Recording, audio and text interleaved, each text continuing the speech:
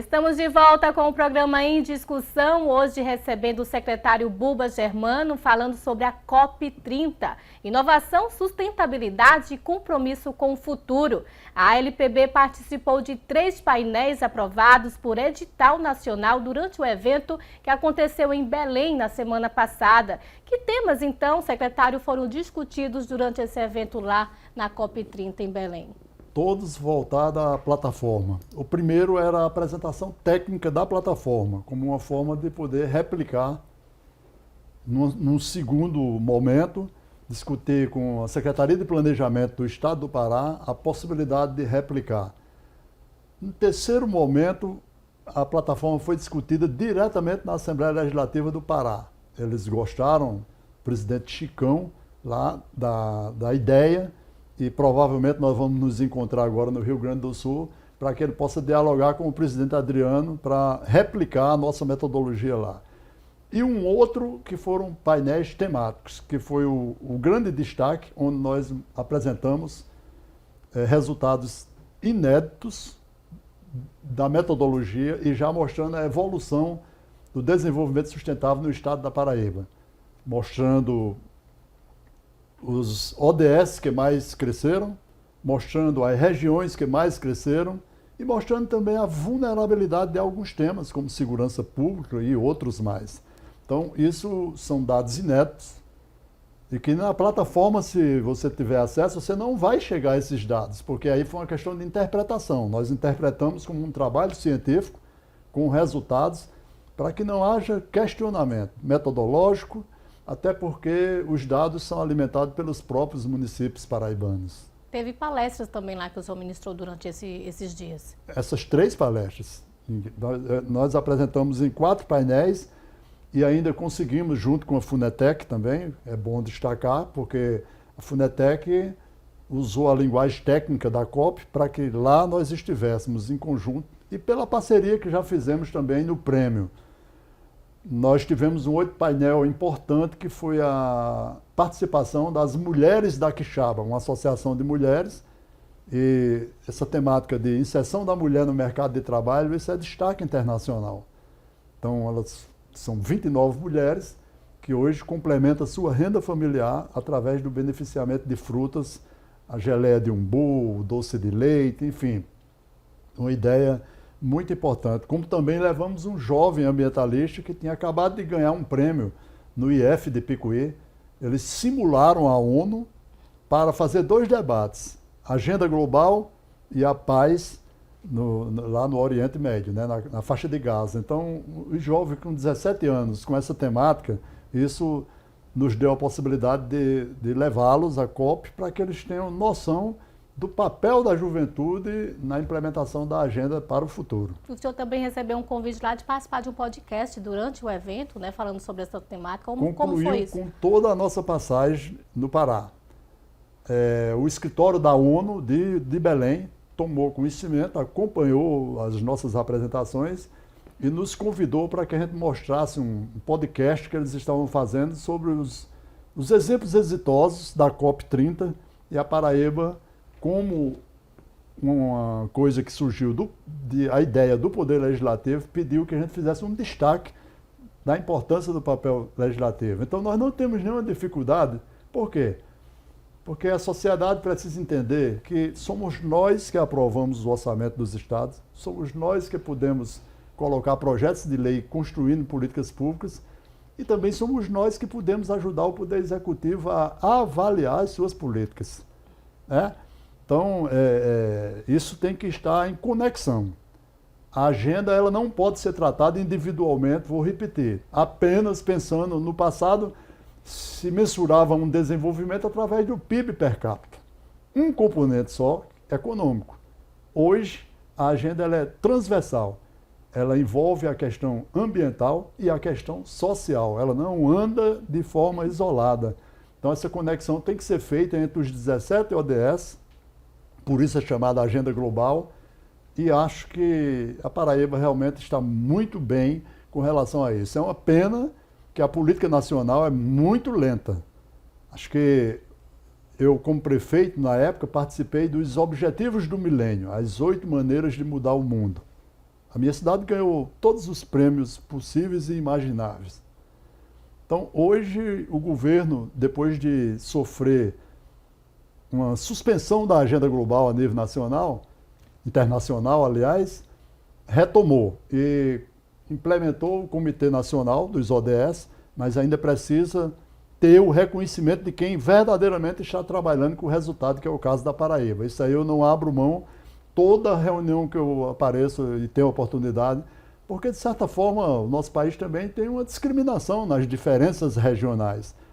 Ora, um cara de Picuí, da Paraíba, de um estado pobre do Nordeste, desenvolve uma plataforma que é destaque mundial, isso incomoda algumas pessoas, mas, felizmente, eu costumo dizer que uma das coisas que trava o crescimento do nosso país chama-se a vaidade institucional. É eu entender que eu sou mais importante do que você que está me entrevistando ou vice-versa. Então, assim, tratar a agenda de uma forma transversal, acho que é uma luta de todos os parlamentos. Estamos caminhando, inclusive, muito bem, né? Primeiro o prêmio ODS das plataformas do ODS, agora o prêmio de sustentabilidade do Ecolégio, que também vamos levar nacionalmente, e as leis que a Assembleia ela vem desenvolvendo durante esses anos, né? Inclusive a lei que trata sobre a política estadual de incentivo à produção de créditos de carbono, como essa lei então pode transformar a economia também do nosso estado, secretário? Eu não diria nem da Paraíba, né? Na verdade, o crédito de carbono, isso é uma temática mundial e que também, fruto da discriminação regional, por exemplo, existe já quem certifique os créditos de carbono nas matas úmidas, mas ainda não tem quem certifique o crédito de carbono na região semiárida do Nordeste. Por quê?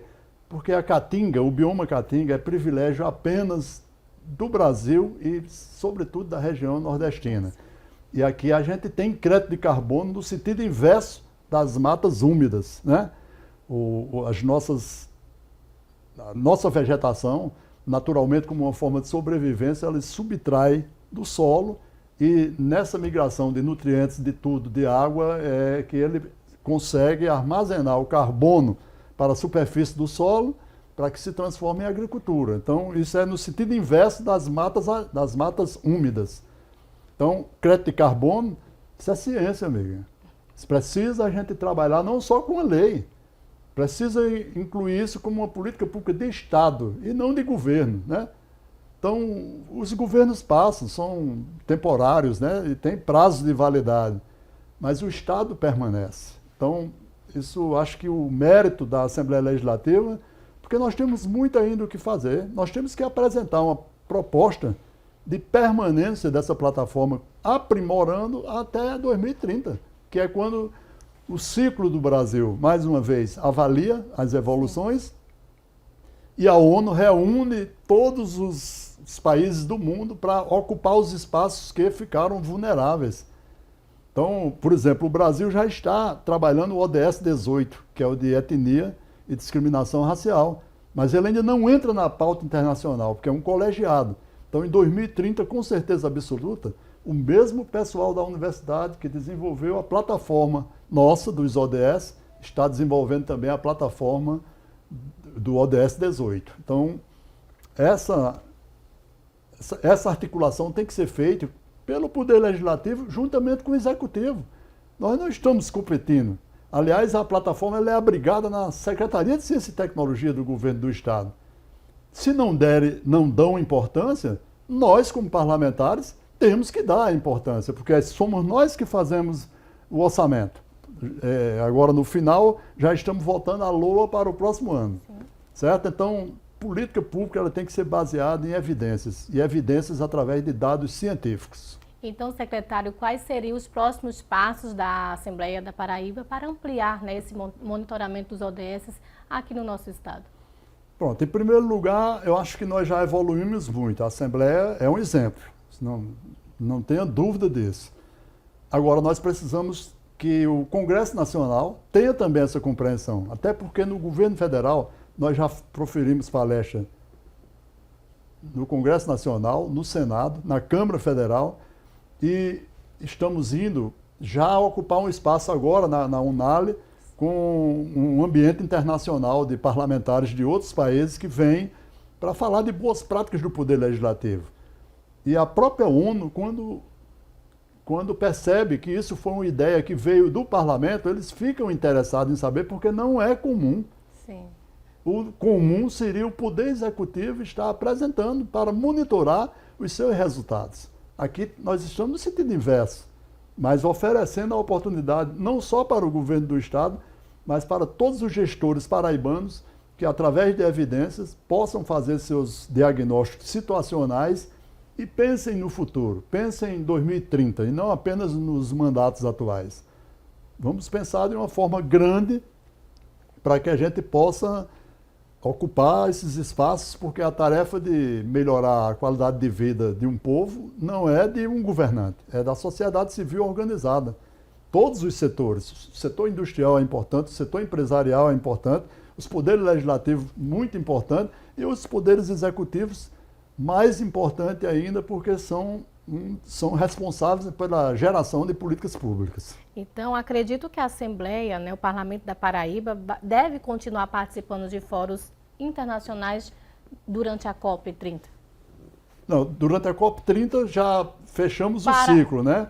A oportunidade de estar presente em outros eventos internacionais, não tenha dúvida que institucionalmente já é uma repercussão.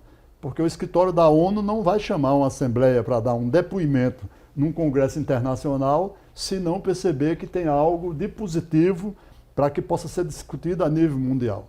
O senhor acha que essa imagem que a gente tem positiva, que tem crescendo, justamente foi por causa desse evento nacional que a gente levou em primeiro lugar lá em 2023?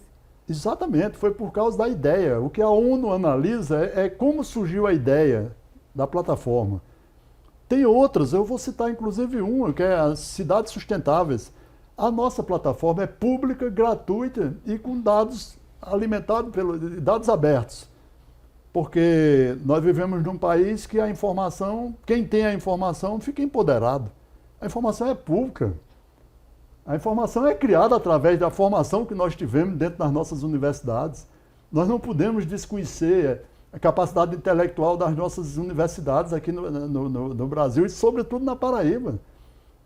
Então, tanto a universidade estadual como a federal, os institutos federais, isso precisa ser potencializado. Precisa ter uma articulação maior para que eles também tenham acesso à classe política, porque, afinal de tudo, quem resolve tudo é a política, amigo. Quem goste ou não goste, mas é a política quem resolve tudo no mundo. A guerra só acaba com a articulação política das grandes potências e por aí vai.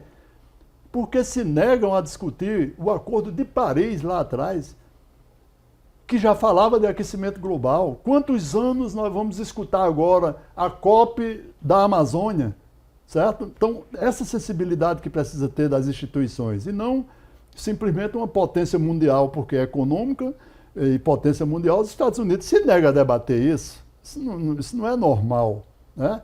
Isso não é normal. Então, o apelo que a gente faz é que haja sensibilidade dos governantes, né? E nós estamos à disposição. Eu posso falar aqui em nome do presidente que ele já delegou isso. Isso tem toda uma equipe. A Assembleia desenvolve essa atividade junto da Secretaria Legislativa. Com toda uma equipe, nós participamos em várias reuniões a nível de governo federal, mas infelizmente, quando o pessoal olha que foi desenvolvido aqui pelo Nordeste, não dão muita importância. Então, essa persistência tem que ser dos nossos parlamentares que estão lá no Congresso. Nós temos posições de destaque dentro do Congresso Nacional.